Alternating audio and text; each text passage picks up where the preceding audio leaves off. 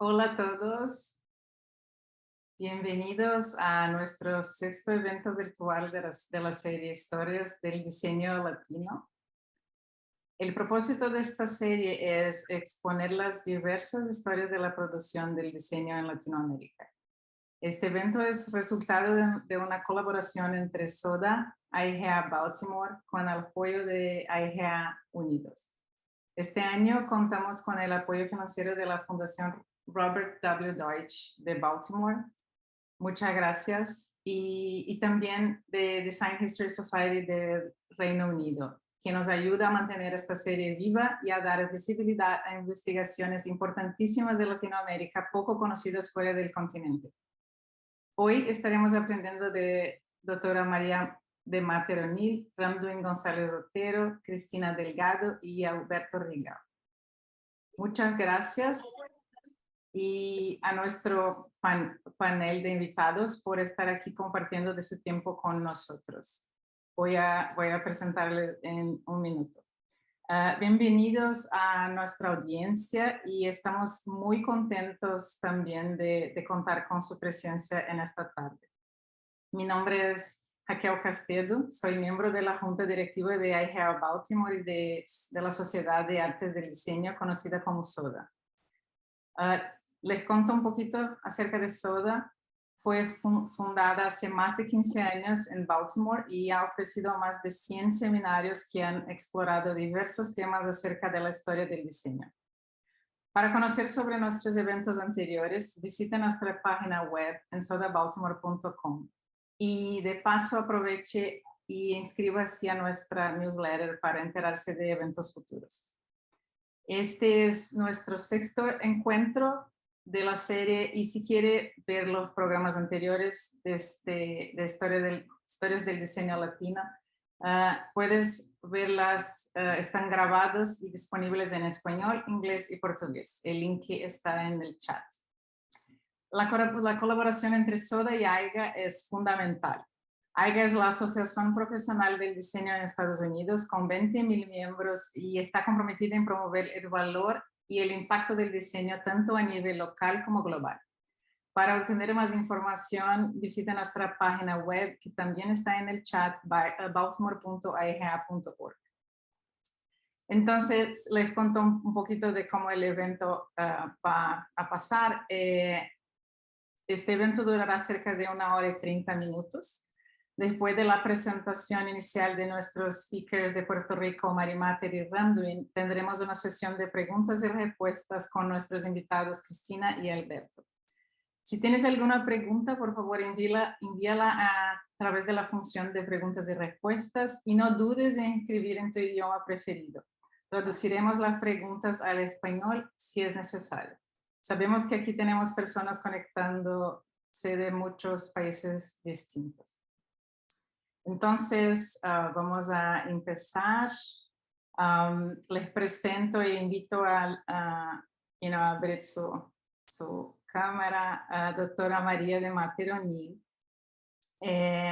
María es una experta en diseño de innovación social, educadora y artista puertorriqueña. Hola María. Hola, ¿cómo están todos y todas? Gracias por invitarme a este espacio de ustedes. Gracias, gracias.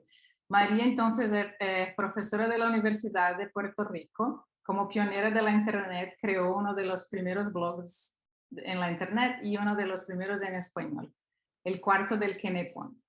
Ha recibido numerosos reconocimientos, entre ellos el Presidential Federal Design Achievement Award en los Estados Unidos y ha participado en la Bienal Iberoamericana de Diseño en España. Invito ahora también Ramduin. Hola Ramduin. Ramduin González Otero es diseñador y educador natural de Caguas, Puerto Rico. Se enfoca en una práctica reflexiva y multidisciplinaria con principal atención al diseño de conceptos y estrategias para el desarrollo, gestión y activación de marca. Fue instructor en la Escuela de Diseño y Arquitectura del Sistema Universitario Ana G. Méndez. Es cofundador de 404 Coffee and Beers.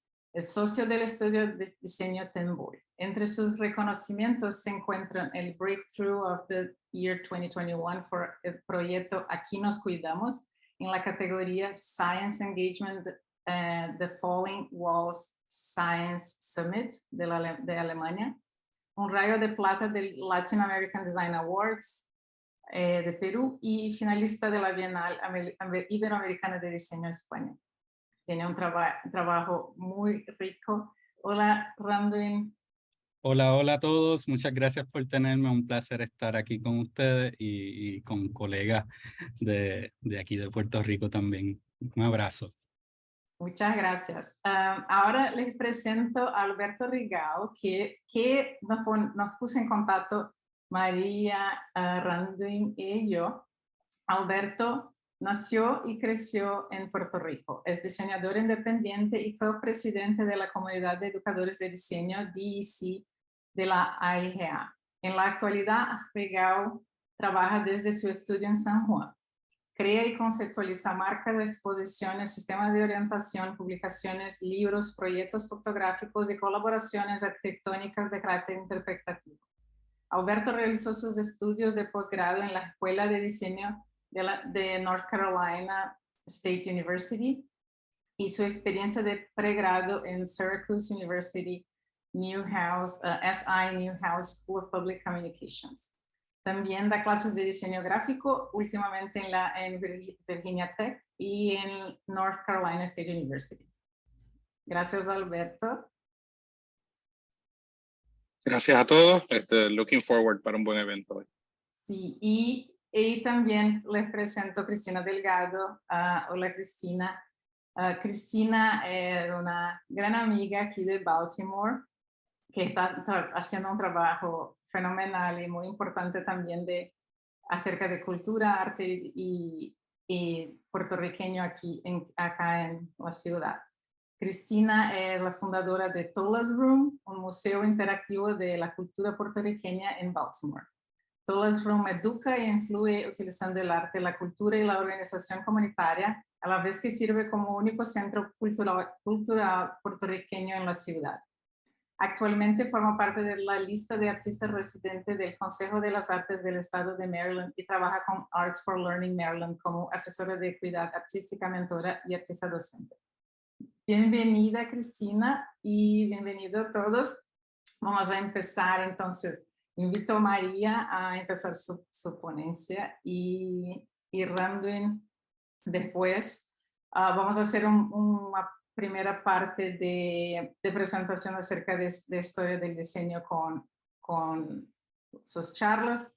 Después abrimos para preguntas y respuestas y vuelve a Alberto y Cristina para la sesión. Ok, pues gracias, déjame primero compartir pantalla para estar buscadito y empezamos enseguida. Voy por aquí y ahí lo ven. ¿Estamos? Sí, perfecto. Ok, yo quisiera, cuando me invitaron, cuando Raquel me invitó, para hablar sobre los casos de estudios de historia de diseño en Puerto Rico, mi primera reacción es cómo yo puedo hablar sobre la historia de Puerto Rico desde el territorio de Puerto Rico. Y ahora le voy a explicar porque me parece que hay que problematizar esta pregunta, ¿no? Esta invitación. Antes de empezar, yo quisiera empezar con un reconocimiento. Mi reconocimiento es a los dueños y dueñas originales de esta tierra, pues yo estoy hablando desde Puerto Rico, ¿no? Los taínos que fueron masacrados.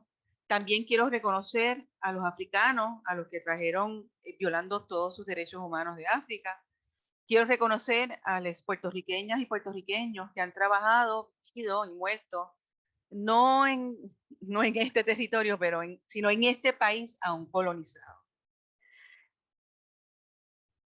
Yo, planteando y problematizando de lo que es la cuestión de la identidad, yo, artista, educadora, diseñadora, quiero traerles a ustedes el concepto del mapa, poco como Baudrillard, que el mapa sin el territorio, pero también quiero traer el concepto del ramal, que dice en la ciudad letrada, cuando venían los notarios, aquellos que tenían el permiso de leer y el permiso de escribir solamente, que presentaran cuando entraron a un territorio aquí en las Américas, en la conquista, simplemente un papel ya prehecho donde aparecía la placita, la plaza, el ayuntamiento y la catedral. Entonces ponían una piedra y decía, esto es San Juan, esto es México, esto es Bogotá. Y ese archivo de una ciudad que no existía se le mandaba el rey. Pues aquí vemos los mapas de Estados Unidos y Puerto Rico no está incluido.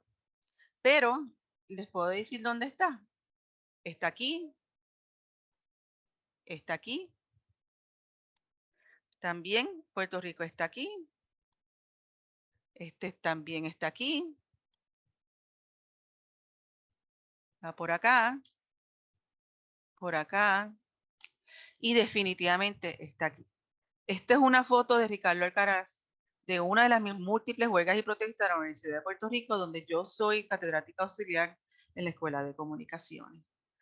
La Universidad de Puerto Rico ha sido violentada millones de veces, sobre todo por una junta fiscal, por una ley de Obama y que está activada por Congreso, donde esa junta tiene el poder sobre personas electas y puede dictaminar el futuro de Puerto Rico y lo está haciendo as we speak, para hablar en el lenguaje de los Estados Unidos.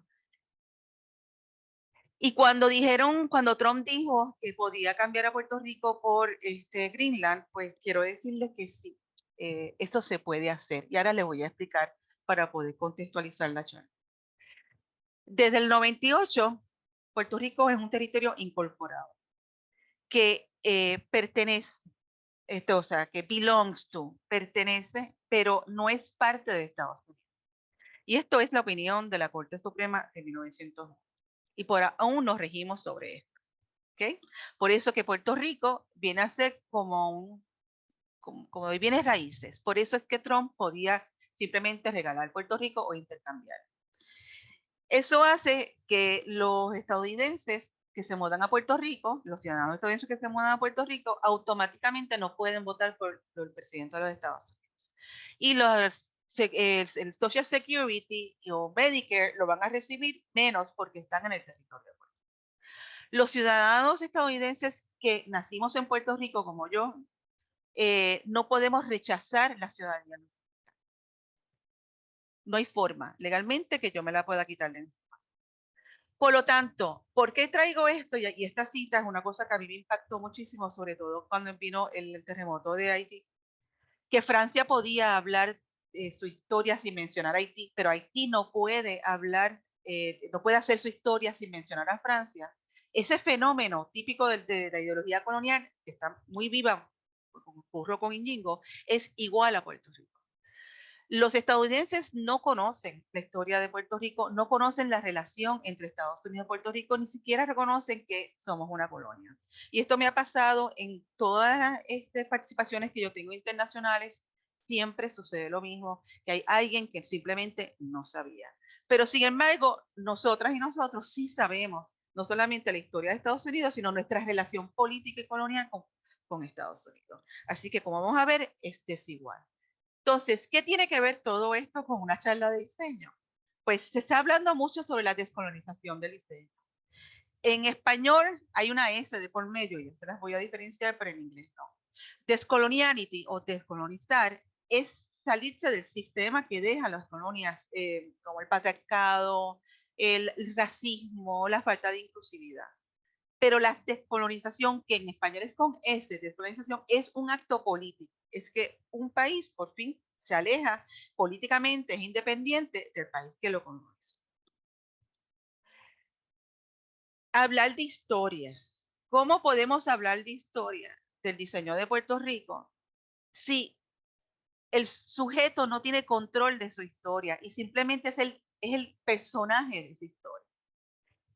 Que el sujeto está fuera de la historia porque quien cuenta la historia y quien controla la historia es quien tiene el poder para decirlo.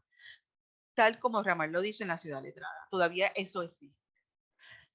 Cuando Bonsiepi y Fernández hicieron el libro de 2008 de la historia de diseño en América Latina y el Caribe, Puerto Rico no fue incluido, ya se está citado en la introducción, porque no había documentos o archivos o libros o no habían demasiados libros, porque sí hay unos libros. Y por lo tanto, esa falta de visibilidad hace que simplemente, igual que el mapa que les presenté al principio de Estados Unidos, pues Puerto Rico simplemente no está. El proyecto que yo les voy a discutir a ustedes tiene que ver con un museo que se llama el Museo de Arte y Diseño de Miramar, que me alegró muchísimo cuando abrió y me alegro mucho que el museo exista todavía. Que cuando yo entré a la sala de exhibición, tenían una cronología de la historia del diseño industrial en Puerto Rico. Y cuando yo me puse a leer, me alarmó muchísimo porque no había mujeres, no habían negros y la historia era realmente la historia de Europa y la historia de Estados Unidos con algunos ejemplos de algunas notas anecdóticas de Puerto Rico. Y esto es bastante oficial. Yo hablé con los curadores al respecto, Pulser, con las directoras, y les propuse revisar esto porque no podía ser, y me admitieron que sí, era una cronología colonizada. ¿Okay?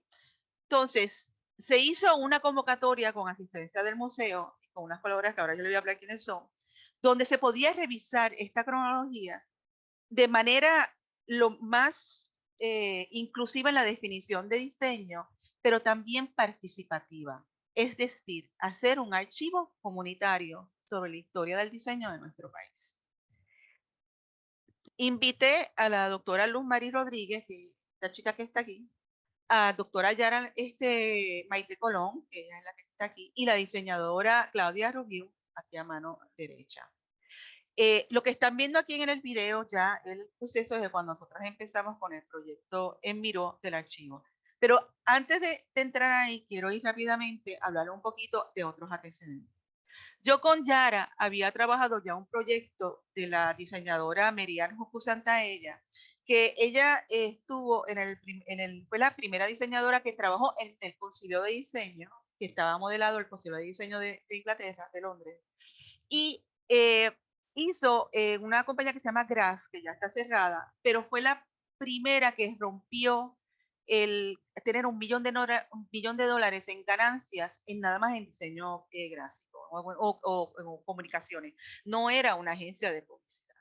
Merian hizo como directora creativa, trabajó identidades corporativas como el Museo de Arte de Ponce, el Museo de Arte de Puerto Rico, trabajó las campañas presenciales de Margarita Menón, se hicieron empaques en Graph, se trabajó el turismo de Puerto Rico y los centroamericanos, por decir algunas cosas. Yo me bombeé un proyecto de documentar su trabajo y con Yara pudimos lograr que 17,000 documentos desde trabajo administrativo, presupuesto, boceto, de todo su taller de diseño y trabajo como diseñadora en el Concilio de Diseño, se pasara al Archivo Nacional. Aquí lo vemos aquí abajo, firmando esa entrega. ¿Qué pasa? Que cuando lo llevamos a esto al Archivo Nacional, yo tenía la preocupación de que simplemente esas cajas iban a estar allí y eso nadie se iba a enterar, nadie iba a ver nada. Y yo dije, esto hay que visitarlo. Este es algo que yo había trabajado desde antes. Y es que el trabajo de Miriam, cuando empezamos a hacerlo en el 13, lo presentamos en Chipre, diciendo por qué Craft funcionó y cómo no funcionó como modelo de negocio de diseño gráfico en Puerto Rico. Luego pasamos el proceso de pasar la colección, de hacer el registro completo del archivo general de Puerto Rico para esa primera colección y pasamos al final, en el 2017, a hacer una página que se llama Sacando de la Caja. Sacando de la Caja está en Facebook, todavía está. Y era de forma divertida, bien storytelling, con una serie de videos, cross media, enseñar a la gente, diseñadores y no diseñadores, estudiantes y profesores, no solamente quién era Merian y el trabajo de ella y sus compañeros en Graph, pero que esto estaba en un archivo y que era un archivo de diseño gráfico que es cómo era el proceso de digitalizar, que era diseño, o sea, todo el proyecto completo. hicieron videos, se hizo una guía para educadores, se trabajó con el podcast del barrio Cultura Creativa, se hizo una entrevista, o sea, se manejaron en distintas formas. Sacando de la caja, como ves, tiene un elemento coloquial. Y la razón por qué yo lo quise hacer en Facebook, porque en ese momento Facebook Instagram no existía, era la forma de yo poder acceder a un montón de gente al mismo tiempo de manera democrática. Aquí yo les voy a poner un ejemplo de uno de los videos. No sé si lo están escuchando, no sé si se oye el audio. Está bien, no te preocupes. Pero como verán, estos videos van explicando cada paso de qué era un archivo. Verían está aquí a mano derecha. Se enseñaban todos los pasos, todas las piezas y se hacía esta actuación de la caja, de coger la caja y sacar las piezas y presentar qué es el diseño gráfico, la historia de Graph, las influencias de ellas, tanto de Puerto Rico. También se hablaba cuáles eran las herramientas en los 80 en referencias a Photoshop. O sea que son 5 o 7, creo que eran como 7 o 8 videos que se hicieron, todo para promover el proceso de ir que fueran al archivo a ver estos trabajos. Regresando a Entorcha, el proyecto de Entorcha. Este proyecto tiene 3 secciones. La primera sección, y aquí podemos ver a Merian, se hizo una convocatoria abierta. Se registraron 99 personas, cual 22 fueron los que realmente participaron. Se abrió el Miro por 3 semanas. El primer día se dieron unas charlas sobre el concepto del proyecto, sobre el concepto de lo que es historia, sobre las partes de lo que es diseño. Se hizo un timeline, presentarlos acá, para que vean, que a mano derecha, bien tradicional, pero que se empezaba desde los taínos hasta el presente. Aquí en medio se puso la posibilidad que la gente que quisiera ponía su nombre y nos decían un poco de ellos para poder luego tener un contexto quién estaba hablando. Se puso lo de Matni, incluyendo el archivo completo de ese timeline. Y formas de poder presentar las diferentes cosas de moda, diseños de servicio, todo ese tipo de cosas. Ahí como van a ver, esto es como quedó en la primera sesión. Se empezó a llenar, empezaron a poner, empezaron a colocar. Aquí tienen un detalle, empezaron a poner cosas. Para mí era importante de que la gente se sintiera cómoda de poder colocar la información que supieran, que no tenían que hacerlo en un formato MLA para académico, que quizás podían poner, yo me recuerdo de un diseñador, como yo hice en el Pijo San Juan, que conozco el nombre, no sé qué pasó con él, en las miras de que alguien pudiera entonces llenar esta información y hacer estos enlaces. ¿Qué les puedo decir de estos proyectos para terminar? Los PRO, definitivamente los archivos comunitarios empoderan a la gente porque crean identidades. Es una forma de reconocer el conocimiento de la gente. Así que es un proceso de data mining fabuloso y democratiza el conocimiento. ¿Qué es lo que está en contra de este tipo de proyectos? Es que no están, en el caso de Puerto Rico, no están sistematizados. No hay fondos para esto. Esto todo lo hacemos porque queremos hacerlo. Y la visibilidad es totalmente temporera. Sacando de la caja, la gente lo vio mientras estaba durando, pero no, siempre tengo que recordarle, mira, el archivo está ahí, puedes bajar las cosas. En términos de por qué esto se da, pues mire, mi gente, en las universidades de Puerto Rico no enseñan, increíblemente, historia del diseño de Puerto Rico. Sí, hay casos particulares de profesores y profesoras que lo hacen en el salón de clases, pero no hay un curso de historia de diseño de Puerto Rico en ninguna de nuestras escuelas de diseño.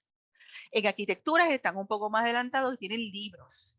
Y recientemente sacaron un libro de diseño. Entonces, ¿cómo entonces, yo les explico a ustedes, cómo podemos hacer proyectos de diseño y que podamos entender la historia de nosotros en un país que no podemos reconocer nuestras historias, no reconocemos nuestras historias y no divulgamos nuestras historias? Gracias por esta oportunidad.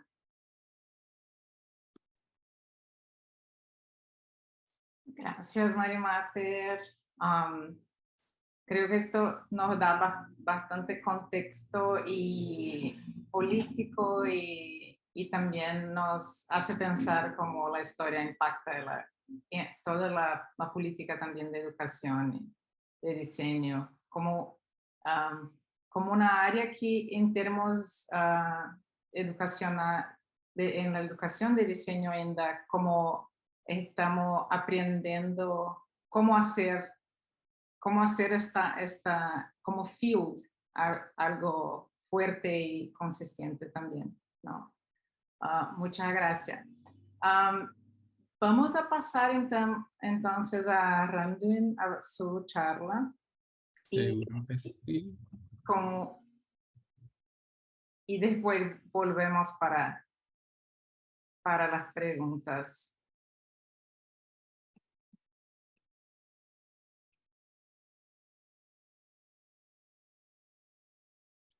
¿Estamos viendo pantalla? Sí. ¿Puedes hacer como full screen? No está en full screen. No. Segundo.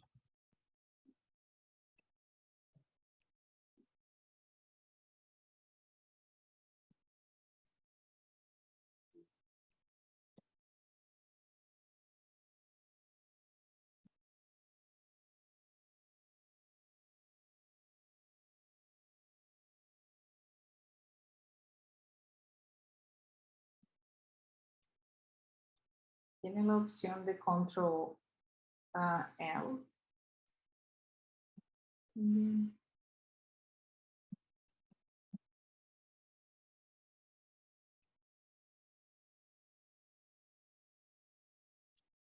Ahora sí, ¿verdad? Perfecto. Nítido.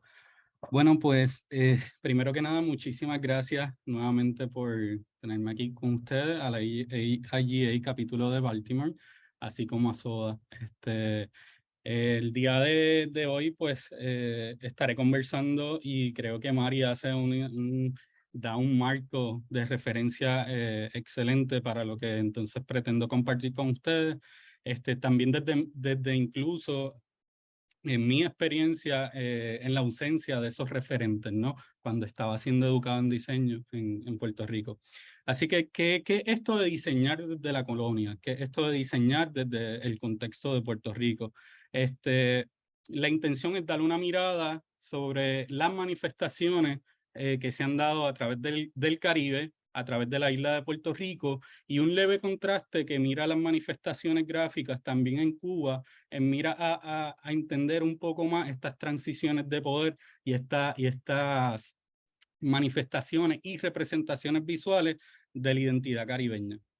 Así que un poco la intención es contrastar lo que es historia, gráfica y representación y cómo eso se va interconectando a través de la historia del Caribe. Precisamente, como menciona Mari, mi pregunta era ¿quién estuvo antes que yo? ¿Quiénes habían practicado diseño antes que yo? ¿Cuáles eran las manifestaciones?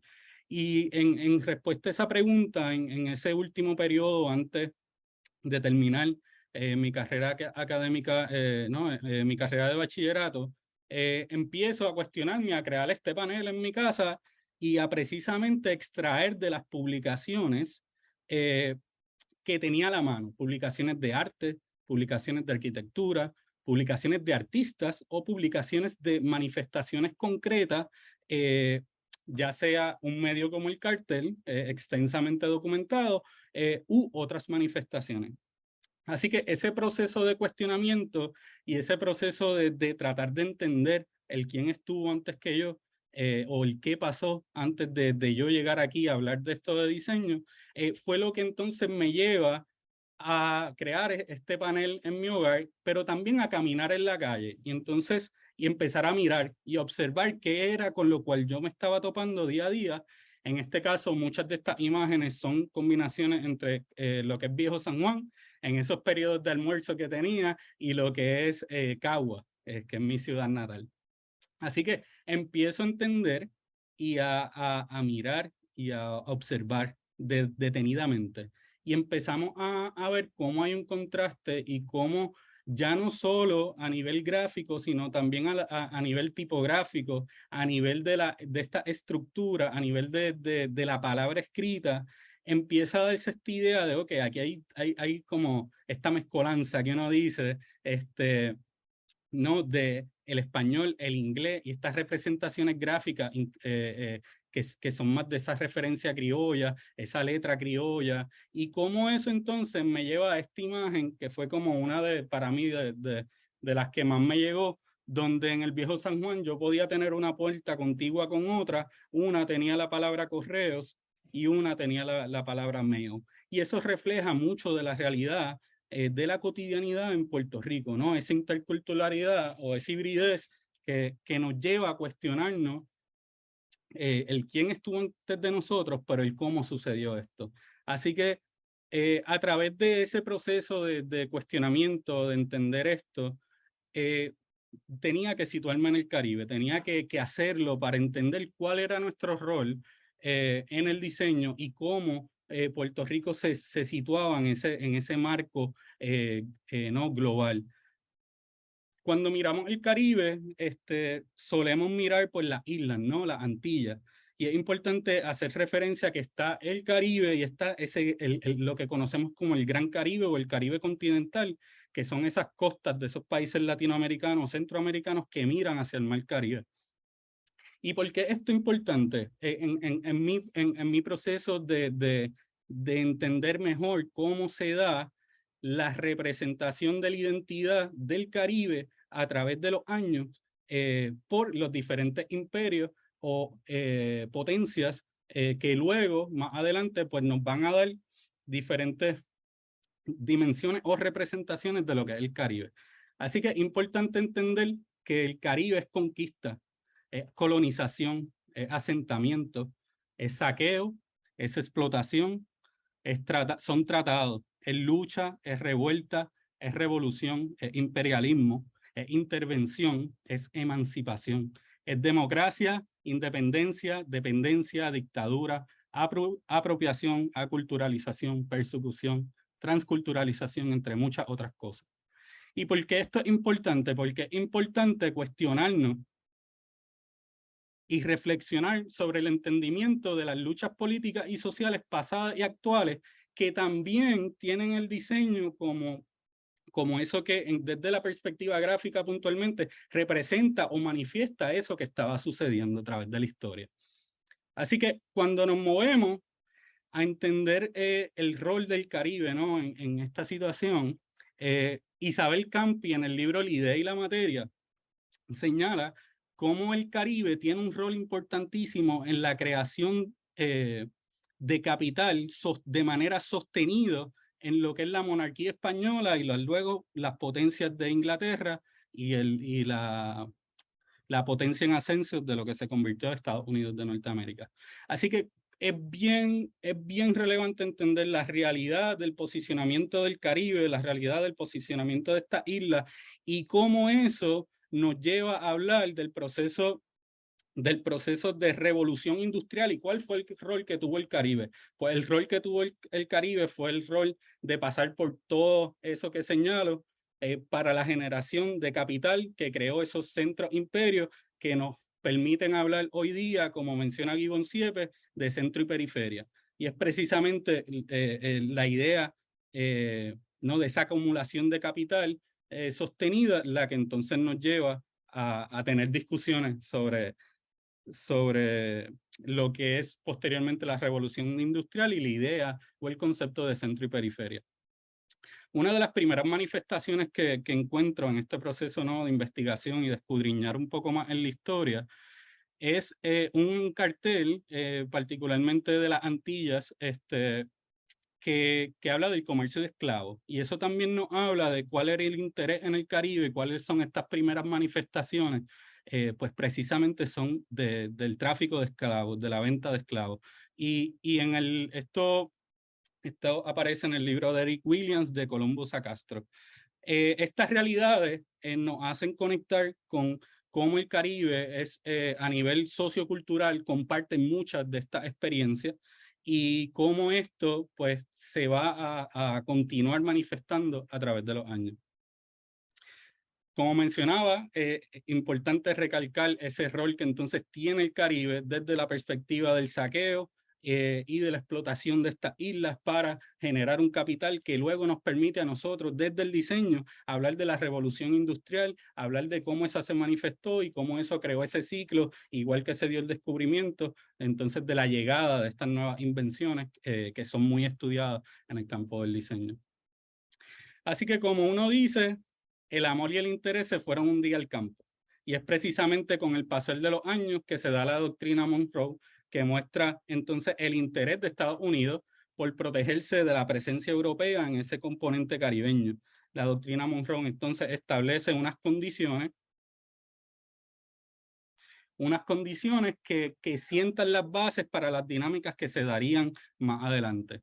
Esas dinámicas en el 1835 se hace ya una manifestación puntual en el periódico del Times que dice Cuba debe ser nuestra, y aquí entra Cuba en el escenario y poco a poco vamos a ir mirando esa conexión entre Cuba y Puerto Rico, y porque un poco lo traigo como contraste. En el 1898 tenemos lo que conocemos como la Guerra Hispanoamericana, y entonces empezamos a ver estas manifestaciones de piezas gráficas que hablan de la invitación de enlistarse luego de esta guerra hispanoamericana en la milicia, en este caso del Navy, para contrarrestar la esclavitud, el barbarismo, ¿no?, que promovía la monarquía española. De la misma forma, eso contrasta con piezas que más adelante entonces se presentan sobre la compra de bonos, ¿no? Y tenemos piezas particulares como esta, que a la mano izquierda es una manifestación en Cuba, a mano derecha una manifestación en Puerto Rico de un comercio apoyando la compra de bonos, en este caso los Libertad. En ese proceso también de investigar, adquiero este libro que se llama Cuba Style, de la era dorada del diseño en Cuba, y les comparto esto, ¿no? Dice que las primeras destellos de una gráfica cubana y un estilo de gráfica cubana siguen a la guerra hispanoamericana, cuando el país ganó independencia de España y emergió una gran oportunidad para los entrepreneurs americanos. ¿Y por qué esto es importante? Porque la historia que se ha contado en gran medida, como señalaba Mari, del Caribe, de Puerto Rico, o en ocasiones sobre Cuba, muchas veces está contada desde el otro lado. Así que por eso es importante también reflexionar que nuestra historia nos toca vivirla, contarla, diseñarla y escribirla a nosotros. Y trabajar para comunicarla y para dejar saber estos procesos y estas diferentes manifestaciones que se dieron a través de los años.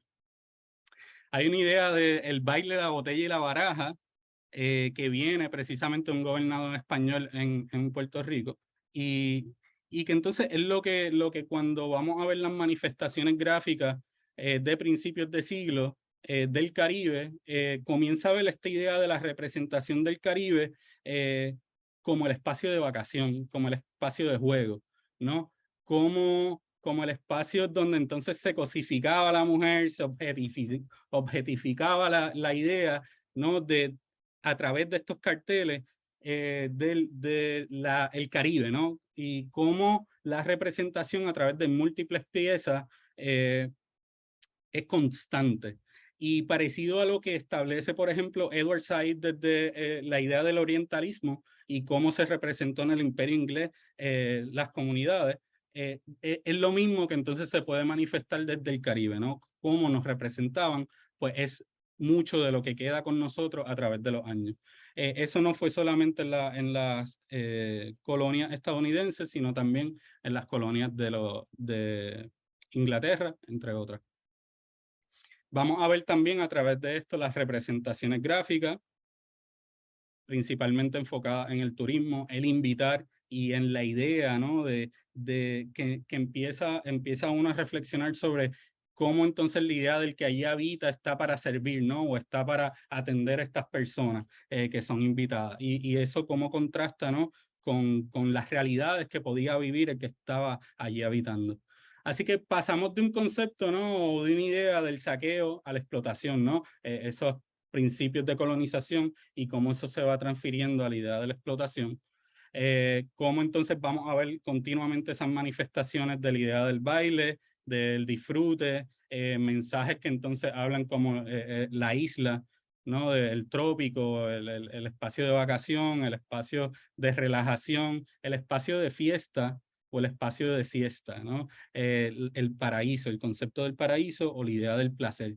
Y cómo entonces a principios de siglo, por la idea, ¿no? De que Cuba gana esa independencia que se dice, ¿no? Republicana condicionada por la enmienda Platt, tiene un mayor enfoque porque incluso viene desde el interés posterior de Estados Unidos en ese territorio. Así que hay una gran actividad incluso de agencias en Cuba que permite la creación de este tipo de manifestaciones. Y es interesante también ver cómo eso se va transfiriendo, ¿verdad? Y cómo se va repitiendo a través del Caribe. En este proceso, llegamos más o menos a los años 30, tenemos la política del buen vecino de Estados Unidos, que eso se intercala también con lo que es el nuevo trato y luego los tiempos de posguerra. Así que esto da unas nuevas condiciones y unas nuevas relaciones con Cuba, así como el territorio de Puerto Rico, y también un nuevo mirar hacia la isla de Puerto Rico. Ese nuevo mirar se da en el contexto de esos periodos entre guerras, y entonces muchas de las manifestaciones antes de ese periodo, aunque no son tan consolidadas como las que estuvieron viendo de Cuba, reforzaban o manifestaban también la misma idea, ¿no? Del turismo, de la vacación, de la visita. En ese proceso de nuevo trato y la posguerra, vamos a ver entonces cómo a través del gobierno de Theodore Roosevelt se crea el Work Progress Administration, y a partir de ahí se desarrollan estas piezas que tienen unas finalidades, ¿no? de ese proceso post-Gran Depresión, de crear trabajo y de lograr una sociedad con mejores servicios de parte del Estado. Esto discurre en una línea de tiempo interesante porque entonces es precisamente el World Progress Administration quien crea estos primeros afiches de Discover Puerto Rico que a la misma vez conectaban con la idea de la creación o de la gestión desde Puerto Rico de lo que hoy podríamos considerar una marca país, ¿no? Y esa idea se traduce con los mismos propósitos, ¿no? Con la idea de descubrir Puerto Rico y de invitar al otro ¿no? A invitar a Puerto Rico a visitar. Se crean entonces estas manifestaciones gráficas, pero esto coincide con un proceso de industrialización acelerada que permite o que pone en escena quizás unas manifestaciones más gráficas más centradas en el producto, como el tabaco, el café, el ron. Tenemos a mano derecha, por ejemplo, una manifestación que intercala ese proceso de avance industrial con la caña, ¿no? Que era eso por lo cual también el Caribe es muy reconocido de esos procesos coloniales. Eso que estábamos viendo en Cuba, de la misma forma se va repitiendo en Puerto Rico, la Isla de la Paz, y así se dieron muchos otros, ¿verdad? Mensajes o slogans que hablaban de la idea de Puerto Rico y de la invitación a Puerto Rico o a este país, ¿no? Este territorio en el Caribe. Como señalaba, esto se da un proceso, ¿no? de post-Gran Depresión. Tenemos el nuevo trato, y en Puerto Rico entonces se estaba dando también un proceso de industrialización acelerado, principalmente centrado en la economía militar y centrado en el desarrollo de productos. Luego de esto vamos pasando a un periodo entonces de lo que se señala como la gran migración, al no tener un plan, ¿no? Para cuando se acaba esta economía militar, se da esta dinámica de la gran migración. A la izquierda tenemos una publicación de CBS Television. Este periodo, este gran periodo entre, entonces, el 40 y el 50 es el periodo que da paso a muchas de las dinámicas entre el Partido Nacionalista, que venía ya de muchos años, y consolida el ascenso del Partido Popular Democrático. Y aquí tenemos dos manifestaciones gráficas, uno el de la bandera del Partido Nacionalista, y a la derecha uno de los primeros afiches o carteles del Partido Popular Democrático. En ese proceso, a finales de los 40, se da a través de la División de Parques y Recreos, estas primeras manifestaciones a través de carteles que son principalmente para propósitos de salud pública, ¿no? De la misma forma, esto se va transfiriendo a la creación de carteles en Puerto Rico en ese periodo de industrialización, ¿no? De esta idea de la industrialización, del puente, del avión, ¿no? Y qué representaba esto. Esto coincide en un periodo en el ascenso del poder de Fulgencio Batista en Cuba y entonces la constitución de Lela en el 52. Precisamente son estos años lo que dan hasta el 59, la Revolución Cubana en el 59, y la institucionalización de la cultura, donde el rol de la gráfica a través de la División de Educación de la Comunidad y otras manifestaciones se da en Puerto Rico.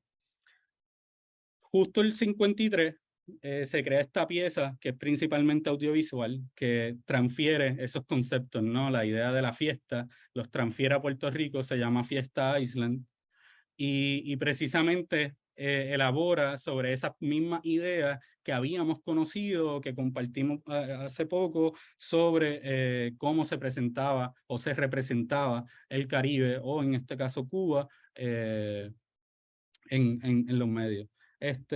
Y estas son pues diferentes escenas de ese audiovisual que nos acordarán en cierta medida muchas de esas representaciones gráficas que vimos previamente.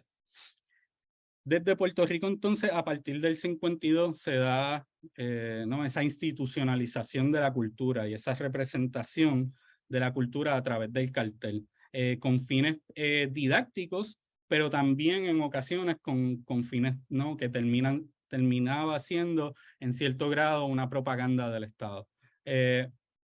Así que tenemos aquí manifestaciones diferentes, tenemos La Plena, Huracán, y esto nos va llevando en ese proceso de institucionalización de la cultura a este primer cartel que es de la Revolución Cubana, y cómo entonces comienzan les muestro una intercalo diferentes manifestaciones gráficas de carteles donde vamos a ver un rol importante de la película, de la manifestación de la película, de la manifestación de la letra, de la imagen, también de los reclamos, ¿no? De la expresión ante las situaciones que estaban pasando, ¿no? No solo en Puerto Rico, sino también en Cuba. De la misma forma, expresiones de solidaridad que se hacían de Cuba hacia Puerto Rico, o reclamos de libertad que se podían hacer a través de estas manifestaciones gráficas en Puerto Rico.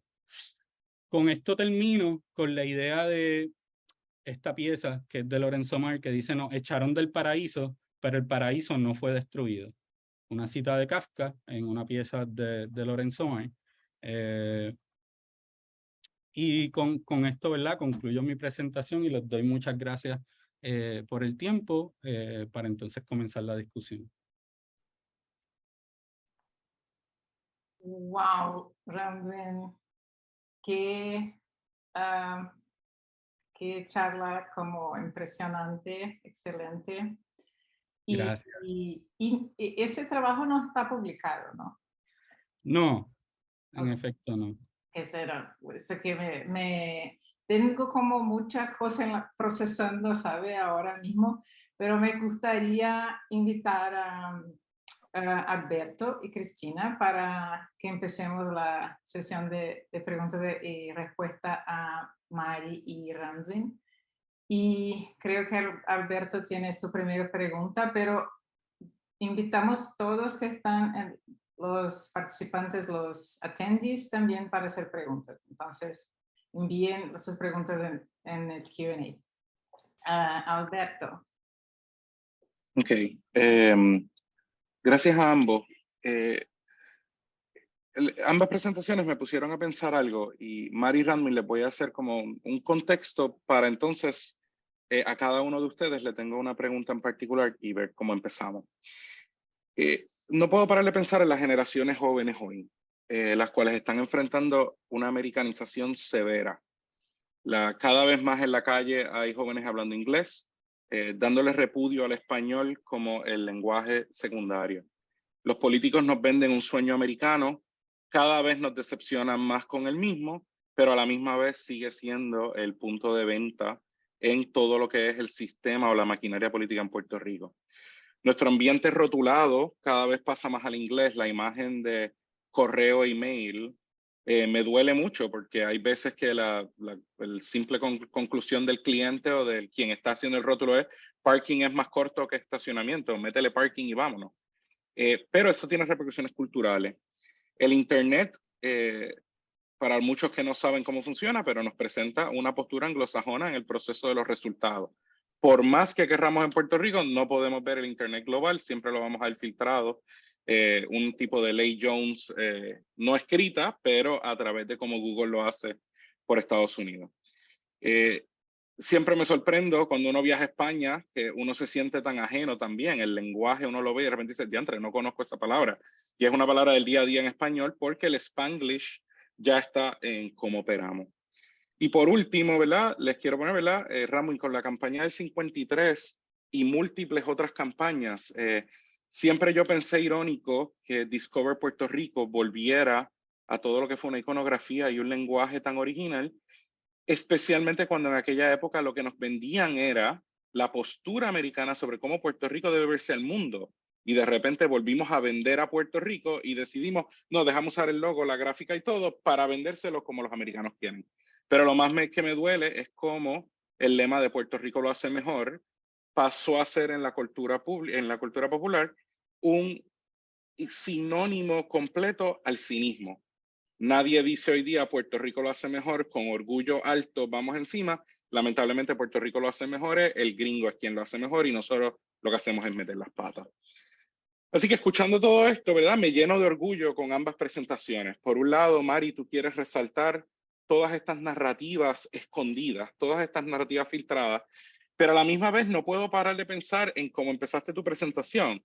Puerto Rico no puede hablar de historia sin Estados Unidos. Y yo te quería añadir, y sin España tampoco. Yo creo que no podemos olvidar que Puerto Rico ha sido una colonia. Los taínos perdieron la isla y todo lo que ha venido después, sea España o Estados Unidos, fuimos colonia totalmente. Entonces me pregunto, esos archivos, ¿verdad? ¿En qué momento, verdad, Mari? Esto no es para una contestación directa, sino escuchándolos a ambos, ¿en qué momento ese archivo entonces necesita de hablar con otros archivos para poder contextualizarle a esta generación joven? Oye, todo esto está pasando porque nos obligaron a esto. Y a la misma manera, ¿verdad, Random? Mientras veo todo lo que tú haces, me pregunto, ya a un nivel un poco más técnico de producción gráfica, estoy pensando ahora en los últimos 4 años, lo que fue el verano del 19, lo que fue después de María, Garvin Sierra y cómo usa el lenguaje gráfico, ¿verdad? Para ponernos a pensar, pero ¿cómo logramos un interés en esta generación para volver a enorgullecer lo que es todo este aspecto? Ambas investigaciones de ustedes lo están haciendo, pero ustedes no están trabajando con esa nueva generación. Ustedes están trabajando con gente mayor que tiene ese orgullo, vamos a decir, de alguna manera u otra, dentro de quienes somos. Pero quiero saber cómo ustedes piensan, y se pueden tomar un segundo, ¿verdad?, para reflexionar, pero ¿cómo esta nueva generación podemos lograrlo? Y perdonen, ahí, Félix, tienes un gran punto en el chat de que el diseño gráfico, el lenguaje viene de los libros en inglés y nuestros programas de computadora en comparación a Latinoamérica, yo uso todos mis programas de Adobe en inglés, pero entonces los latinoamericanos usan español. Ahí también ni siquiera nos podemos comportar, así que... Mira, Alberto, lo estás poniendo como difícil, pero claro, esto es un problema difícil. Tú ves varios puntos. Uno, el lenguaje es una cosa que es viva, que va cambiando. Así que yo no tengo tanta resistencia con el español o el spanglish o que las cosas se vayan mezclando porque lo encuentro como algo vivo. Ahora, puedo entender cierta preocupación que tienes en términos de manifestaciones coloniales. Como la colonia es un sistema complejo que tiene muchos problemas, muchos aspectos, ¿cómo se le puede tirar a las generaciones jóvenes que ahora le están llamando a las generaciones de los huracanes, que son las generaciones que yo estoy enseñando en la universidad, que han estado ahora, ¿qué? 3 huracanes, un terremoto, han crecido toda su adultez con una junta fiscal y una pandemia. Y eso ni te añado la guerra de Ucrania. Pues entonces, claro, si yo tuviera 20 años ahora, yo me iría de Puerto Rico. Lo puedo entender. Porque no veo, Puerto Rico está colapsando. La colonia está colapsando. Entonces, por lo tanto, dentro de ese contexto, ¿cuál es el rol del diseño? ¿Cuál es el rol de nosotros como educadores en el diseño? ¿Cuál es el rol de nosotros como ciudadanos y de las últimas generaciones ya mayores? ¿Qué podemos hacer nosotros y nosotras para empezar a rebuild, como lo estoy poniendo en inglés, o reconstruir y hacer conexiones? Yo creo que Puerto Rico lo que necesita, honestamente, yo no estoy hablando en la Universidad de Puerto Rico, ni en representación de mi taller de diseño, estoy hablando Marimate. Yo creo que nosotros estamos llegando a un punto que Puerto Rico necesita una acción violenta, honestamente, a todo lo que está pasando aquí. Y sobre todo porque Estados Unidos, el estadounidense de pie, los estadounidenses que están aquí, que están en Estados Unidos continental, que nacieron allá, hoy quizás la mayoría de ellos y ellas descubrieron un montón de cosas que no sabían. De que Estados Unidos federal sí tiene una colonia. Y yo me pregunto, ¿no les da vergüenza? No les... O sea, que este problema, Alberto, no es nuestro solamente, es de ellos y de ellas también. Yo no quiero asumir la responsabilidad de la colonia sola, ni la responsabilidad de lo que está pasando con las nuevas generaciones sola. Yo quiero que todos y todas, incluyendo los que están allá, el que está en el poder, el que puede decidir en el Congreso, también asuman su responsabilidad. Así que no te contesté, no te tengo una solución. Y si lo tuviera, yo creo entonces no estaríamos hablando de esto, que estaríamos en acción. Candy, ahí te paso la...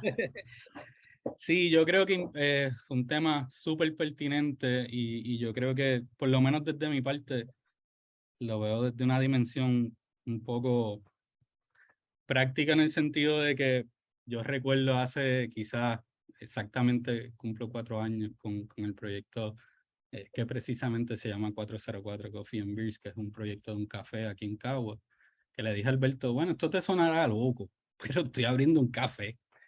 Y ustedes dirán, pues, ¿qué hace un diseñador? Con este caso, con mi colega Pedro Aníbarro, un programador, abriendo un café.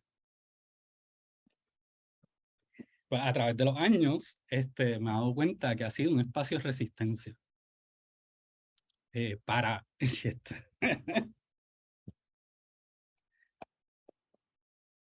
Mari, quisiera verla comentar antes de pasárselo a Cristina. Lo implícito en tu respuesta, claro, el colonizador nunca va a asumir esa responsabilidad cuando le está sacando el jugo al colonizado. Y para los que están en la charla, ¿verdad? Hay evidencia de economías y, ¿verdad? Y de todo lo que hay, de cómo Estados Unidos le saca a Puerto Rico más del triple de lo que invierte. Entonces, parte del problema de la narrativa puertorriqueña es que todo lo que los americanos escuchan, y no quiero decir americanos población, sino geográficamente lo que se escucha de Puerto Rico en Estados Unidos es el gobierno le dio billones, billones, billones, billones a Puerto Rico, pero claro, esconden la narrativa de cuánto sacan. Y les exhorto, ¿verdad? El que tenga duda de esto, empiece por leer lo que es la ley Jones y cómo todo lo que hay en Puerto Rico tiene que venir de una bandera americana, sí o sí, para nosotros poder implementarlo aquí, lo cual nos aumenta costo de vida, nos aumenta procesos, pero lo más importante es que lucra a una pequeña cantidad de empresas, las cuales uno puede amarrar directamente a donaciones sociopolíticas a escala alta. Y pues es importante, ¿verdad?, entender la situación colonial puertorriqueña está atada a toda esa maquinaria económica, así que el cambio, Mari, va a venir de abajo. No puede ser otro, o va a venir análogo porque Puerto Rico no es la única colonia de Estados Unidos. En el área Asia-Pacífica hay otros, los cuales eventualmente tal vez es la sincronía. Pero voy a pasarle a Cristina, porque imagino que debe estar loca a ver aquí, reflexionando todo lo que hemos ido hablando. Bueno, antes que nada, todavía estoy procesando muchísima información porque siendo parte de la diáspora, siendo una persona a la que se le quitó intencionalmente, digamos, el idioma porque mi madre creció creyendo que ser estadounidense era la mejor forma de ser. Así la criaron. Así que todavía tengo mucho para procesar con respecto a esta discusión y esta conversación. Sin embargo, tengo una pregunta para María que tiene que ver con el archivo en sí. ¿Está activo todavía? ¿Es algo a lo que le siguen agregando información? También observé que Maristani era una de las imágenes que mostraste. Entonces, ¿el archivo es solo para representar a personas de la isla o también representa la diáspora? Thank you for that question. Muchas gracias por esa pregunta. Yo puse en una de las condiciones que se incluyera la diáspora, porque la diáspora es importante para Puerto Rico. Así que sí, ahí vino gente de afuera, de Puerto Rico, a colocar. Lo segundo, en Torcha se va a abrir 3 veces, o sea, 2 veces más. Se va a abrir, la próxima vez se va a abrir en línea otra vez, pero una versión física en el espacio de reunión aquí en Puerto Rico para las personas que tengan para bregar con la brecha digital, puedan ir y literalmente con un post-it físico colocar en un timeline físico que vamos a poner ahí. Y tener esas 2 versiones, la física y la online. Después de eso se vuelve a abrir una tercera vez. O sea que cada vez, por ejemplo, en la hora que lo vamos a abrir, nos vamos a enfocar en las mujeres y en los negros, porque en esta edición no me pusieron bien pocas mujeres y casi ningún negro. Así que vamos a hacer, al principio era todo abierto por lo que ya tú sabes, y ahora vamos a decir, queremos que nos contestes algunas preguntas puntuales, ¿ok? Así que ya vas viendo que sí. Así que cuando lo anuncien, por favor, Cristina, tienes mi seña, que seguro se abre un registro, la gente se puede registrar para que puedan someter tus trabajos o los trabajos de otros y de otras. Sí, o sea que están bienvenidos todos y todas. Es la historia de todos y de todos nosotros. Creo que esta pregunta es para los dos. Yo estuve trabajando en Baltimore con comunidades necesitadas durante muchísimo tiempo, pero también estuve trabajando para mí misma, con mi propia historia, y también para destacar la falta de representación de puertorriqueños en la ciudad de Baltimore, que es algo muy novedoso para mí. Entonces, la pregunta sería, ¿qué recomendaciones tienen? ¿Qué sugieren?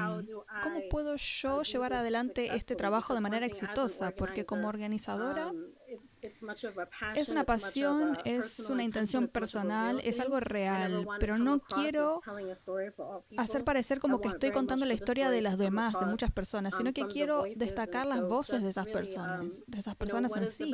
¿Cuál sería la mejor forma de trabajar en esto?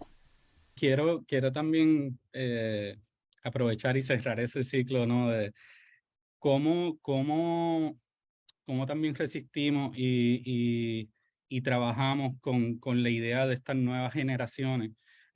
Yo creo que tiene también con esa validez que tiene el proceso de la manifestación gráfica, la manifestación del diseño en sí, pero también de crear estos espacios, de mirar el diseño también desde los procesos, desde la creación de comunidad y desde el diseño como herramienta para fortalecer nuestro ecosistema, nuestros círculos, para crear y proveer de herramientas, de esas herramientas que nosotros conocemos a nuestras comunidades para también fortalecerlas.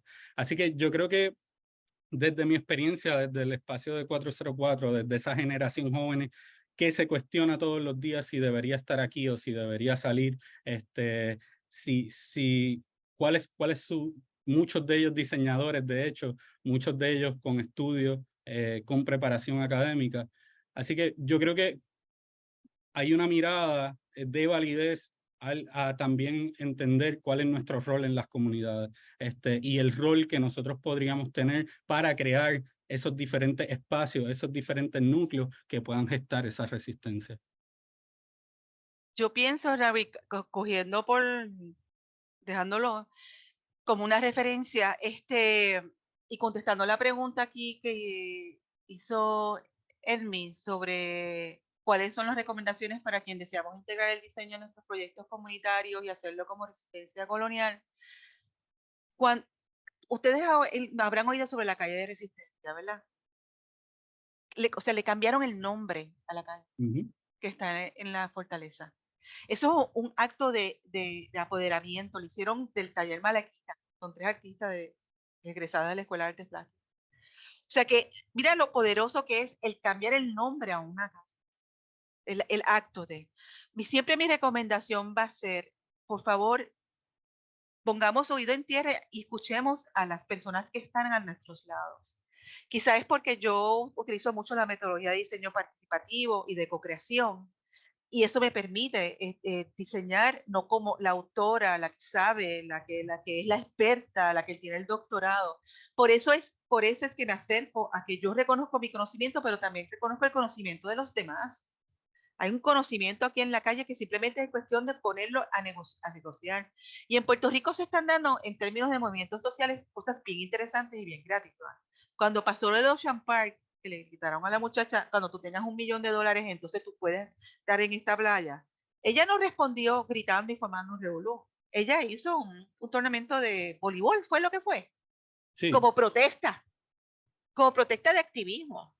O sea, si eso es como, y esto lo estoy viendo ya no es que se banalice, que se haga trivial la acción, sino es que el acto de vivir es un acto de resistencia. Y entonces yo no quiero que el puertorriqueño y la puertorriqueña, y eso lo estamos discutiendo mucho con mis estudiantes, yo no quiero ser más resiliente, no quiero ser resiliente. Yo quiero tener una vida digna. Yo quiero que mis estudiantes tengan una vida digna, que si ellos se quieren ir o no, no sea porque el país los vota o porque el sistema colonial los empuja, sino porque quieren explorar, como todos hemos querido montarnos un avión y ver el otro lado del planeta. ¿Ok? Hay una diferencia bien grande. Pero nada, ese es mi consejo.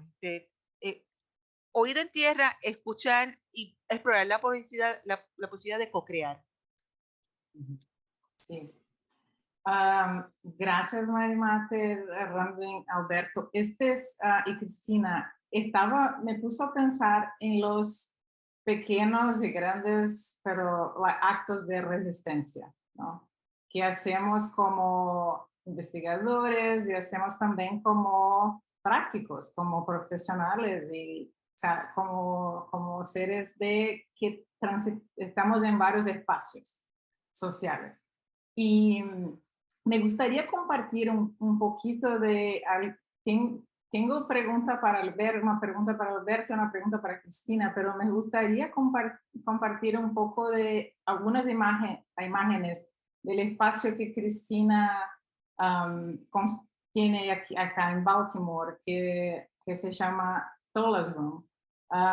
Y porque estamos hablando de eso también, de espacios de resistencia o espacios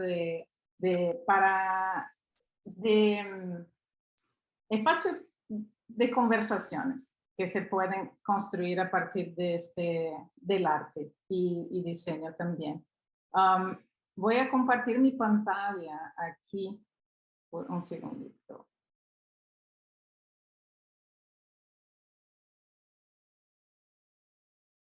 Y déjame saber si ven la primera imagen. Sí, se ve. Sí, muy bien.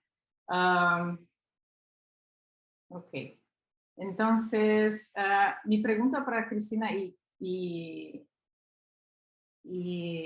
hablando de Tola's Room, entonces, que me gustaría que hablase un poquito de estas imágenes y entonces la primera vez que estuve, me gustaría compartir un poquito de la experiencia de cuando estuve en este museo interactivo que trae la cultura puertorriqueña acá en Baltimore. Tuve una sensación de que estaba en un espacio privado con muchos objetos que no tenía acceso de otra manera. Y cuando me aproximaba de esos artefactos, me sentía que estaba como, no estaba autorizada para estar allí, no sabía bien si era muy como bien privado, bien particular, pero después me acordaba, no, es un museo, está aquí intencionalmente para me hacer pensar y compartir con Cristina de su experiencia de vida. Entonces, Cristina, me gustaría te oír hablar un poco de cómo empezaste a pensar y a crear este espacio aquí en Baltimore.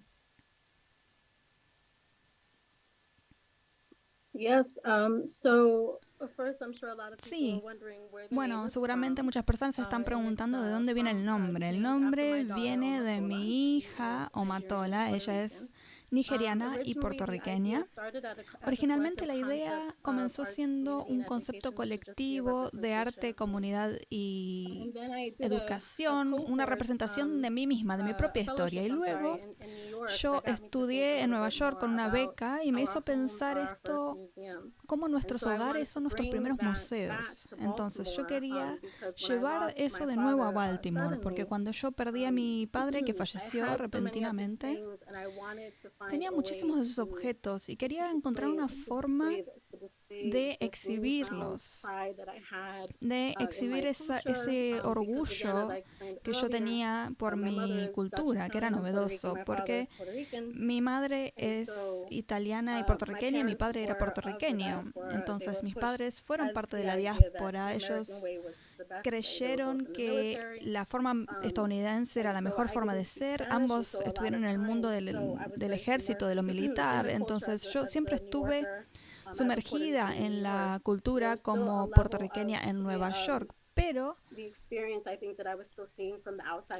yo veía la experiencia desde afuera, en gran parte porque yo no hablaba el idioma el español fluidamente. Entonces, cuando pensé en esta idea de crear un museo en mi hogar para exhibir todos estos artefactos que tenía mi padre,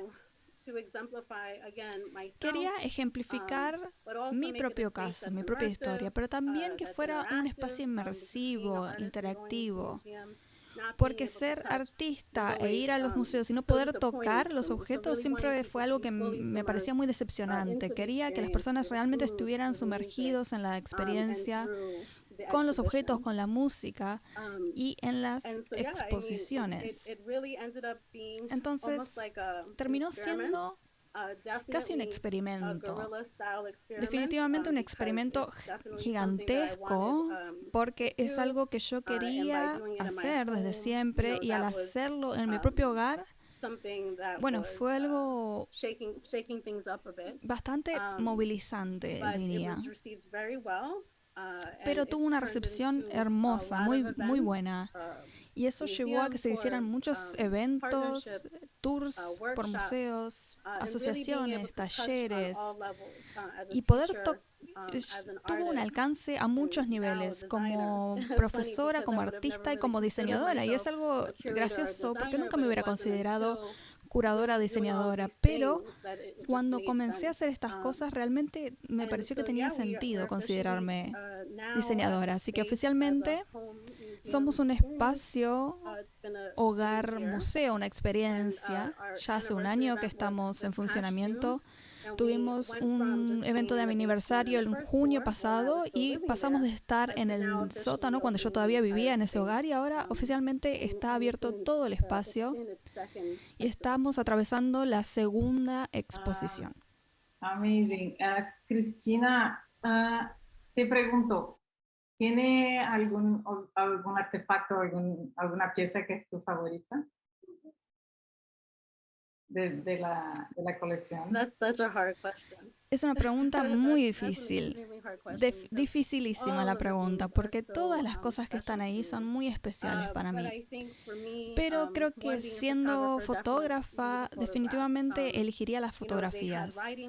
Tenían cosas escritas en la parte de atrás, años, así que también siendo hija de padres divorciados, mis padres se divorciaron cuando yo era muy pequeña, yo iba y venía, así que había parte de mi historia que estaba perdida y yo pude unir un poco esas palabras, esas historias y fue muy útil para mí.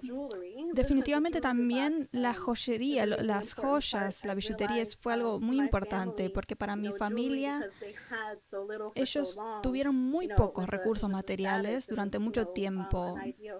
Así que esto les daba orgullo poder tener este tipo de joyas y guardarlas fue algo muy hermoso para ellos. Y también los documentos, ¿no?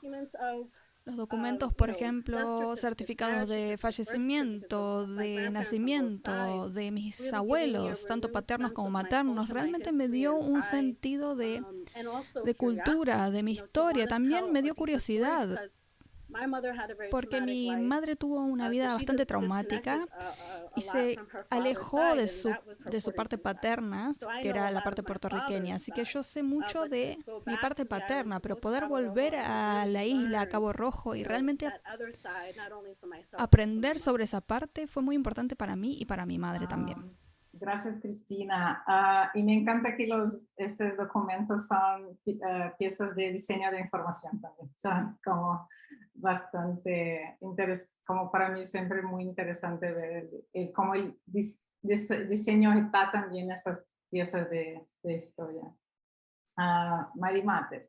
Nada, que me parece, o sea, lo que Cristina Delgado está haciendo es un archivo comunitario. Y lo que está estableciendo son contranarrativas. O sea, está diciendo, esta narrativa es mía y es importante. Esta narrativa de estas voces que están en este archivo son importantes. Y va en contra de la narrativa oficial. O sea que la felicito, Cristina. Eso, ahí es un acto de acción, no solamente de documentación, sino de resistencia. Sí, creo que tienen tanto en común. Sí. Muchísimas gracias. Quería agregar que yo no sabía que esto iba a ocurrir, pero dada esta experiencia, esto me llevó a intentar ayudar a contar las historias de las puertorriqueñas en Baltimore, porque son un grupo muy numeroso, la población latina en Baltimore, pero otra vez no hay representación real, así que encontrar una forma de contar las historias actuales, pero también haciendo eso, ir más a fondo en los archivos es importante. Baltimore es una ciudad muy segregada, muy blanco y negro, así que ir a los archivos es muy difícil, es difícil llegar a las historias, porque uno tiene que conocer los nombres, las direcciones, entonces explorando estas historias actuales seguramente nos puede ayudar a aprender qué le ocurrió a esta población que prevalecía desde los 60 hasta los 2000, pero también tener una representación de las personas que están aquí hoy. Sí. Gracias, Cristina. Yo estaba pensando también en una pregunta como similar para Alberto, porque me parece como práctico también. Yo me ponía en tus zapatos como viendo tu portfolio que está bellísimo y me gustaría también share screen con las imágenes que me enviaste. Estaba pensando cuáles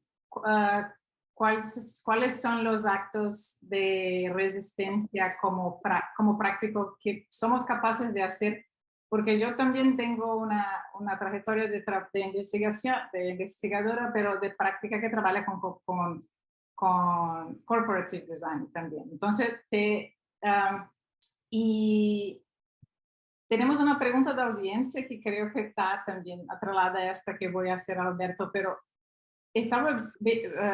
dije que tiene libros, por ejemplo, y tiene piezas que claramente creaste en colaboración.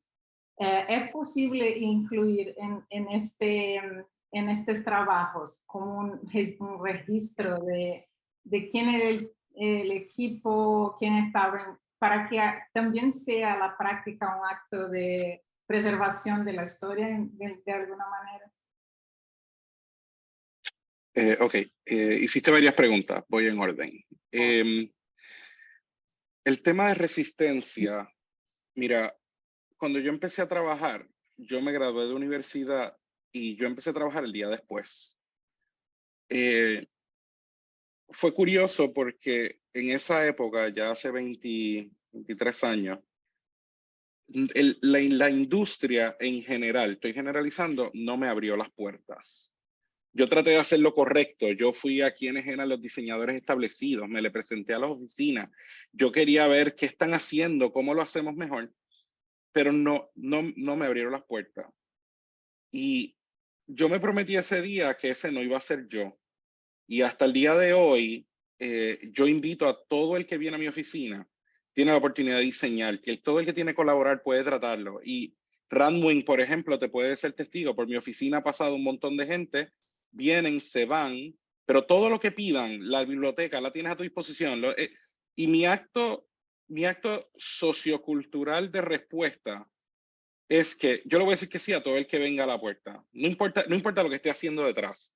Y ese tipo de apoyo, o sea, internos ni te cuento, ¿verdad? Las universidades llaman ya porque saben que pues uno lo va a hacer. Y que uno pueda ser ese centro que ahora te puedo decir, Mary Matter fue de las pocas que desde el principio dijo que sí. Y ella te decía, no, pero dime, ¿qué quieres hacer? Y te conectaba y te hablaba. Eso se transmuta de varias maneras y la generación de hoy que vive online, que tiene menos tiempo para trabajar, ¿verdad? Y menos para colaborar en persona, yo los cojo de sorpresa y le digo, mira, vamos a hacer esto, pero no lo vamos a hacer por Zoom, no lo vamos a hacer por internet, nos vamos a encontrar, nos tomamos algo y lo hice contigo cuando viniste a Puerto Rico, traté desesperadamente de verte, odio el teléfono, odio el tener que hacerlo a distancia. Eso es un aspecto cultural, pero también es un aspecto de crear conocimiento. Y yo te digo, Mary Matter y yo hablamos por teléfono 3 o 4 veces al año, pero cuando nos vemos en esa hora, explota todo lo que ocurre porque yo valoro eso. Pero también sufrí de joven el que la generación nueva no vio a alguien interesado en crecer. Déjame brincarte a los libros. Yo vengo de una familia donde la historia se valora. Tengo una madre hiperindependentista cuyos valores que ella me inculcó desde el principio era nadie tiene que por qué hacerlo mejor que tú lo puedes hacer, seas chiquito, seas puertorriqueño, tú lo vas a poder hacer. Y mi papá es un arquitecto, pero que vive en la historia. Su especialidad es restauraciones de proyectos históricos y él vive en el siglo XVIII, XIX, entendiendo qué fue lo que pasó en Puerto Rico para poder dar un contexto contemporáneo hoy día. Y dentro de todo eso, yo tengo una realidad económica donde yo tengo que trabajar para poder mantener una familia y trabajo corporativamente. Y yo vivo muy orgulloso de que el trabajo que hago es corporativo, porque el dinero que genero corporativamente es lo que me permite hacer proyectos aparte. En el 2005 empecé a documentar lo que era arte urbano y para mi sorpresa, cuando se recopiló todo en una exhibición, los mismos grafiteros llegaron molestos de que el arte que ellos hacían en la calle se había decontextualizado para que otra gente entendiera y aprendiera. Pero el parte de esa exhibición, para que tengan una idea, pues el libro se fue a imprenta un lunes, la exhibición fue el sábado. Cuando llegó el sábado, el 90% de las piezas ya no existían en la ciudad. Y la exhibición lo que hizo fue le pintó por encima a los grafitis, igual que hubiera pasado, que pasó en el mundo real. Y ese tipo de tratar de mirar lo que otros están haciendo y compartirlo es parte de mi esencia. Ahora, los libros, es curioso que preguntes en los créditos. Si miras los créditos de los libros que yo trabajo, editores, colaboradores, hasta el que digitalizó la imagen más pequeña, la imprenta, Made in China no es suficiente. Lamentablemente en Puerto Rico no cosen libros, así que tengo que hacerlos fuera. Pero hasta el nombre de la imprenta, yo no me conformo con el Made in China. Yo creo en el que todo el equipo colaborador debe estar presente. Y eso para mí es bien importante. Hasta en mi trabajo hoy con el AIGA, en el DEC tenemos que todos poder colaborar y poder trabajar y poder tener una sincronía como equipo. Pero si la idea es de fulano, no hay por qué decir que es del comité. Mira, esta persona como parte del comité logró esto. Y eso te lo puedo traer entonces a Puerto Rico ya a nivel, un nivel cultural. Los últimos 3 años, y quiero conectarlo con el tema de la resistencia, estamos obligados a la producción cultural. Algo que no hemos hablado hoy son los memes. A mí me encanta crear memes y soltarlos a la cultura y no hay nada que me dé más placer que me vuelva el meme en un WhatsApp y me digan, mira qué brutal esto. Y fue algo que uno mismo generó. Pero lo hagas anónimamente o lo hagas con crédito, lo importante para todos los diseñadores y para el estudiante que preguntó, ¿debes hacerlo? Sí, debes hacerlo. Y no hay una guía, no hay una manera de hacerlo. Tú sientes algo en tu corazón, ponlo ahí afuera. Que si otra gente se identifica, va contigo. Y mira, te doy un ejemplo de en mi minuto de fama más grande en mi vida fue una vez que después de hacer unos tostones puse en Facebook un comentario que decía, Dios bendiga a esa primera persona que miró un plátano y pensó, te voy a freír otra vez. Y eso de repente explotó, la Organización de Agricultura lo compartió, yo no sé cómo llegó todo eso, pero yo siempre le digo a mis estudiantes, todo eso fue haciendo un tostón, por mi amor al tostón, pues si tú tienes una pasión así y espero que lo tengas con temas socioculturales, te sientes sobre la aborción de una manera, te sientes sobre el derecho del cuerpo de una mujer de la otra, tienes que ponerlo ahí afuera. No te lo quedes por dentro porque no cumple. Ahora, no tiene que ser un póster, no tiene que ser una exhibición, es un meme, es que mandaste un mensaje de texto a tus amigos simplemente con por favor sal a votar. Cualquier acto no pasa desapercibido y les puedo, ¿verdad? Como testigo decir, Radwin y Mari, ellos participan de todo ese círculo constantemente y nos retamos directa e indirectamente cuando nos llamamos, vamos a tomarnos un café y salimos molestos uno con el otro de, mano, mira este que vino a molestarme que tengo que hacer esto con todo lo que yo tengo que hacer, pero cuando uno entonces reflexiona dice, wow, pero es que todo suma a lo que es la identidad puertorriqueña hoy día. Ay, perfecto, Alberto. Me encantó cómo contestaste la pregunta. Y como que creo que esa sería una manera perfecta de como cerrar como el evento, porque ¿qué más voy a decir? ¿Qué más que tostones? Sí, me gustaría, Raquel, hacer un comentario y permitir rápido que Radwin y Mari contesten una pregunta que yo siempre he encontrado, porque Cristina lo tocó. Para nosotros los puertorriqueños en Puerto Rico, para todo el que esté en la llamada, cuando estamos en Estados Unidos, nunca sabemos quiénes somos. Porque somos de repente el puertorriqueño, pero que es de la isla. Pero no soy el puertorriqueño que está en Baltimore. No soy el puertorriqueño que está en Nueva York. Definitivo que no soy el americano. Ni siquiera me veo como el americano y no hablo como ustedes. Entonces, es siempre esta constante batalla de comportamiento. Lo estoy haciendo bien, no lo estoy haciendo bien. Es siempre una presión que uno siente. Yo, por más años que viví en Estados Unidos, yo nunca pude pensar en inglés y yo estoy en una constante traducción. Entonces mi cerebro va a 7000 revoluciones y hay veces que me pierdo, lo digo. Pero el ser puertorriqueño para cada uno de nosotros es algo bien importante. Y si yo le dejo algo a todo el que esté en la llamada, es que cuando traten con un latino, sea mexicano, sea puertorriqueño, sea argentino, no tomen una decisión instantánea de porque la nacionalidad bajo nombre dice algo, porque culturalmente todos somos algo por dentro bien distinto.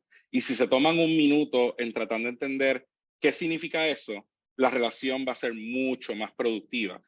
Aquí en la llamada está Natasha Pollo, que ella estuvo conmigo en el DC.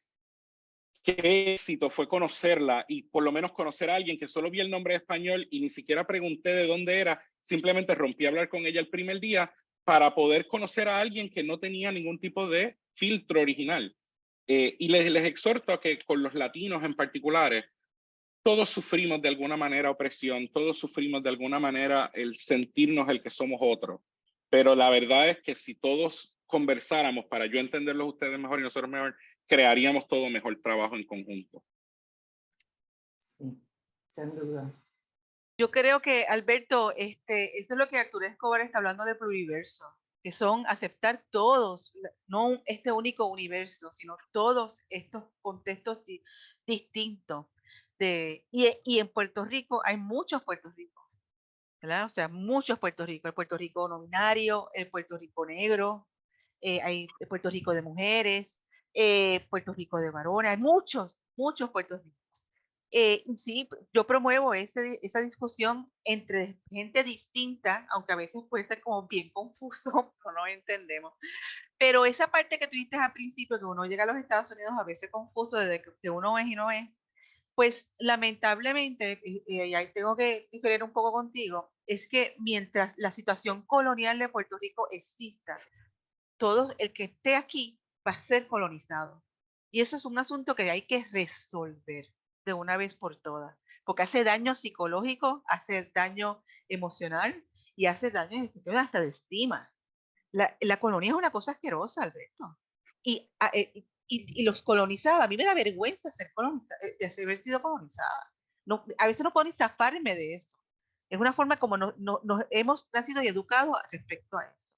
Así que eso ya es una decisión de la descolonización nuestra, es con ese. Hay que separarnos ya. ¿Ok? Y con eso pues termino. Mira, no, Alberto, quiero saber cómo está mi mata de plátanos que yo te regalé. ¿Ha crecido? Sí, pero todavía no ha dado un plátano. Espero que la dé pronto. Pues por mi parte, yo creo que es uno de estos componentes asumir esa ruptura, entender que hablamos hoy mucho de historia y que hay procesos cíclicos y que precisamente atender y crear nuevos discursos, nuevas narrativas para afrontar estas realidades, creo que es parte del trabajo que nos toca hacer como diseñadores y como ciudadanos. Así que yo creo que eso desde mi parte es lo que considero importante en este momento. Sí. Cristina tiene como final word. Quería decir que ha sido un placer, así que muchísimas gracias. Realmente aprecié mucho a todos los panelistas. Ojalá no hubiera sido virtual, ojalá estuviéramos juntos en persona. Pero el próximo. Sí. Sí. Vamos a tener un evento y la próxima, cuando visiten Baltimore, los queremos todos en el espacio de Cristina. Y para los attendees que están en Baltimore o están cerca, vamos a tener un in-person, un evento presencial en octubre 22. Van a recibir una invitación para visitar el espacio. Entonces, continuaremos y vamos a dar follow-up, like conversation in person también. Pero muchísimas gracias. Esto fue tan especial porque tenemos attendees que son de varios grupos, de varios países, de Puerto Rico y también personalmente muy importante para mí, por tener familia también en attending. Muchas gracias a todos y vamos a dejar el chat abierto como 5 minutos porque tenemos varios resources en el chat que también pueden usar. Y gracias a todos. Hasta la próxima.